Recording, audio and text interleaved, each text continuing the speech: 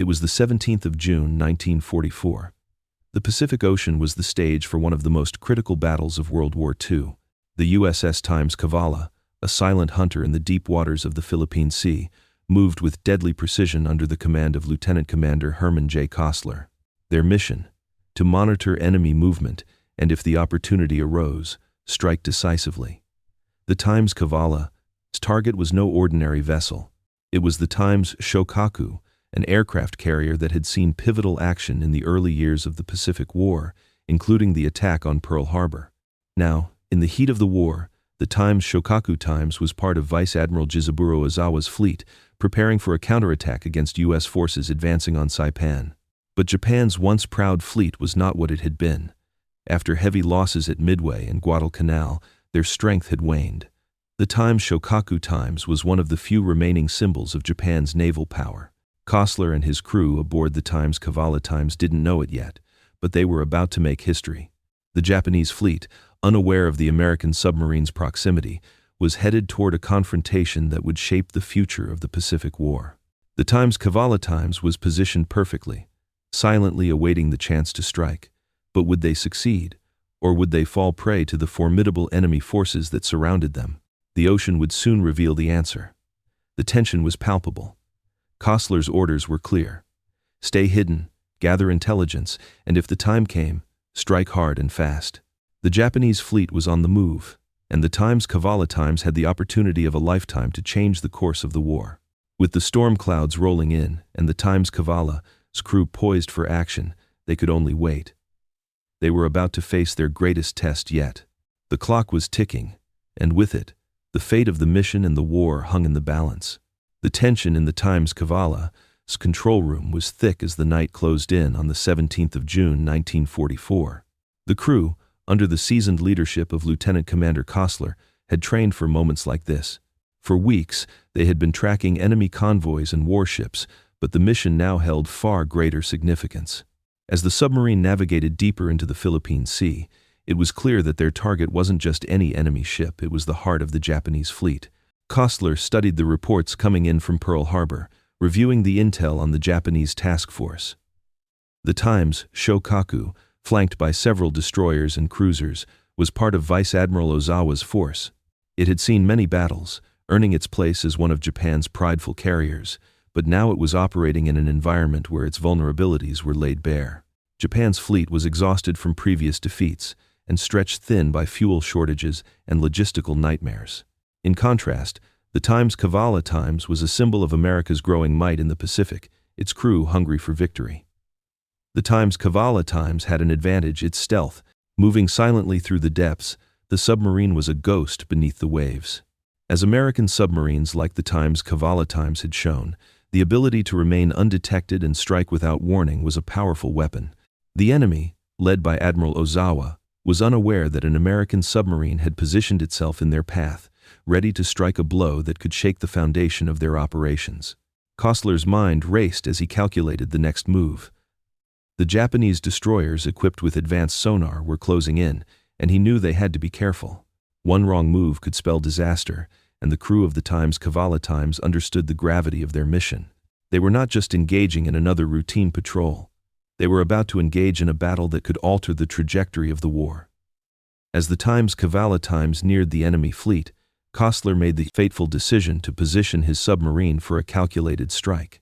He knew that time was running out. The Japanese task force was maneuvering at speed, and the window of opportunity would not last long. The Cavala had to remain undetected just a little longer before launching its attack. The men aboard the Cavala held their breath, watching the radar blips grow closer. Every second felt like an eternity as they prepared to engage with one of the most formidable forces in the Pacific. The crew, silent and focused, knew that this was no ordinary mission. It was a moment that could change everything. By 8 p.m., the radar finally picked up a faint signal. The Cavala was closing in. As the enemy ships drew closer, the crew's nerves tightened. The Cavala was now in position to strike, but the danger was far from over. The men aboard the submarine braced themselves for the moment they had been preparing for.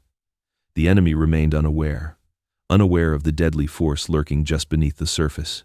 The fate of the battle was about to be decided, But the Cavala was ready, and as they moved closer, all they had to do was wait for the perfect moment to strike.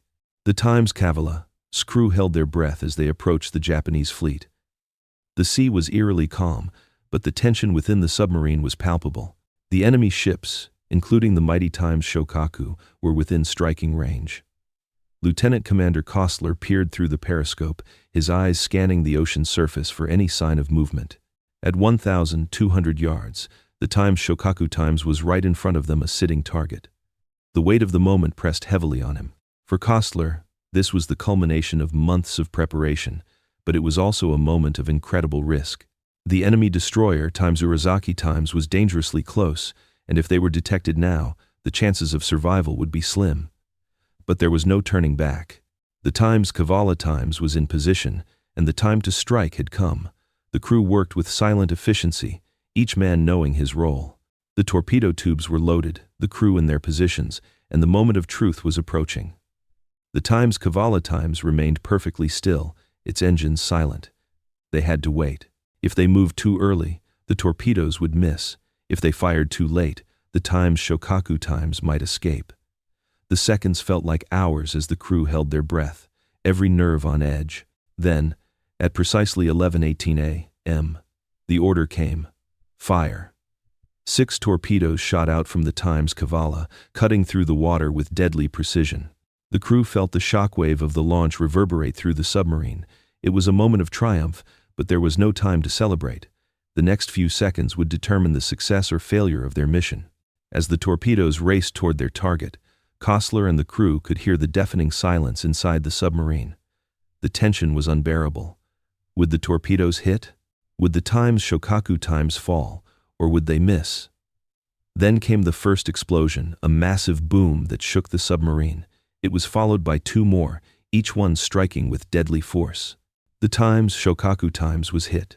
But the battle wasn't over. Immediately, the Cavala went into evasive maneuvers. The Japanese destroyers began dropping depth charges, hoping to strike back and destroy the submarine. The crew of the Cavala had no choice but to dive deeper, using the ocean as their only protection. The first set of depth charges exploded just 2 minutes after the torpedoes had been launched. The force of the blasts rattled the Cavala's hull, but the crew remained silent, knowing that one sound, one mistake, could give them away. For the next hour, the crew fought not only to stay alive but to evade the relentless attacks from the Japanese destroyers. The explosions continued, each one getting closer, each one threatening to rip the submarine apart. But the Cavala's crew remained calm, focused. They had trained for this. They had prepared for the worst. And now, they were living it. The Shokaku, meanwhile, was reeling from the attack. The torpedoes had struck with deadly accuracy, and the carrier began to list. It wasn't going to escape. The Cavala had delivered a blow that would shake the Japanese Navy to its core. As the Cavala continued its evasive maneuvers, the crew held their breath, waiting for the final confirmation. Would the Shokaku sink? Would they survive the depth charges? Only time would tell. But the sacrifice had already been made. They had done their job. Now, they just had to make it out alive. The sound of depth charges continued to echo through the depths of the ocean, each explosion reverberating in the heart of the Cavala. The crew, soaked in sweat, held their breath, waiting for the next strike.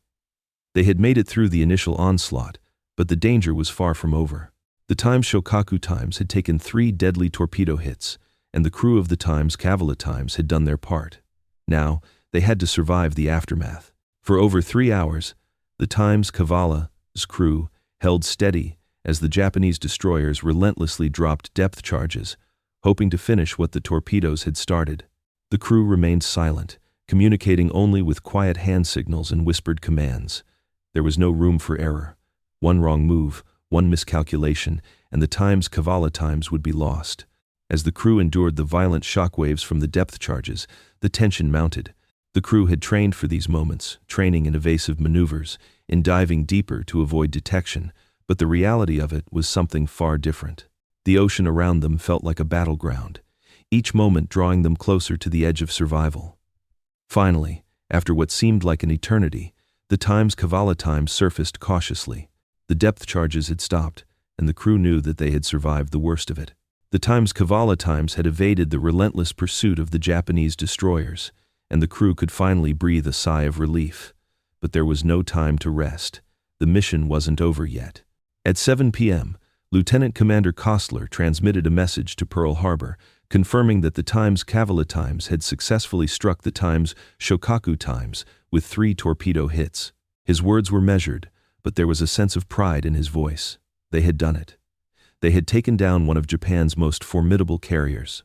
But the true magnitude of their victory wouldn't be known until later. The loss of the Times Shokaku sent shockwaves through the Japanese Navy. A seasoned carrier that had participated in some of Japan's most significant battles, including the attack on Pearl Harbor, was now lost. The Times Cavala's attack had dealt a devastating blow to Japan's naval power, further weakening an already diminished fleet. The American submarine force had once again proven its value in the war. As the Times Cavala made its way back to safer waters, the crew began to reflect on the price of their victory. The mission had been successful, but the toll it had taken on them was not without cost. They had survived the depths. But they knew that this victory, while significant, was just one part of a much larger and ongoing struggle. The men aboard the Times Cavala had been tested in ways they could never have imagined, but they had come through it unscathed, but forever changed by the horrors they had witnessed. The legacy of their actions would live on, etched into the history of the Pacific War.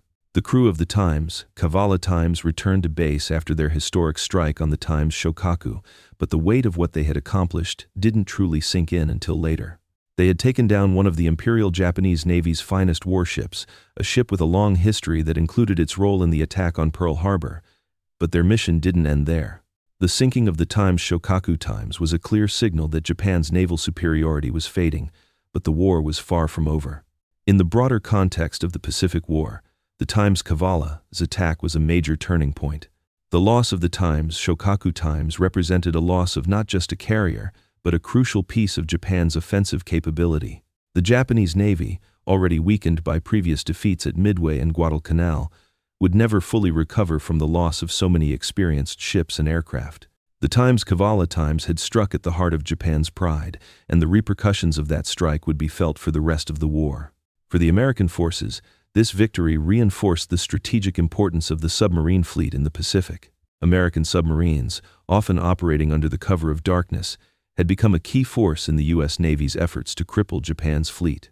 The Times Cavala's success was a testament to the effectiveness of submarine warfare. Stealth, precision, and a single, decisive strike could change the course of a battle. It was a victory born not from overwhelming numbers or brute force, but from the courage and ingenuity of a small crew in a cramped metal tube beneath the ocean's surface. The story of the Times Cavala did not end with the sinking of the Times Shokaku. Their mission was only the beginning of a much larger campaign that would continue to reshape the Pacific theater. The Times Cavala would go on to complete more patrols, contributing further to the success of the Allied forces. The crew was awarded for their bravery, but they never lost sight of the sacrifices made along the way. In the years that followed, the crew of the Times Cavala would be recognized for their extraordinary contributions to the war effort. The legacy of their actions became a symbol of American resilience and resourcefulness. It was a reminder that even in the darkest moments, when victory seemed unlikely, courage and determination could still prevail. The Times Cavala's victory was not just about sinking a ship, it was about turning the tide of a war, one strike at a time. Today, the Times Cavala's legacy lives on in the stories of the men who served aboard her. Their actions are remembered as a testament to the courage of the men who fought beneath the waves in the face of overwhelming odds. They prove that even the smallest force can make the greatest impact, and that history is shaped not just by battles won, but by the sacrifices made along the way. As the war came to its end and Japan formally surrendered, the crew of the Times Cavala knew their efforts had helped secure the peace. But for them, the true cost of victory would always be remembered in the quiet moments, the somber reflection on the lives lost, and the lessons learned. The Times Cavala strike on the Times Shokaku was a victory that changed the course of history one torpedo at a time.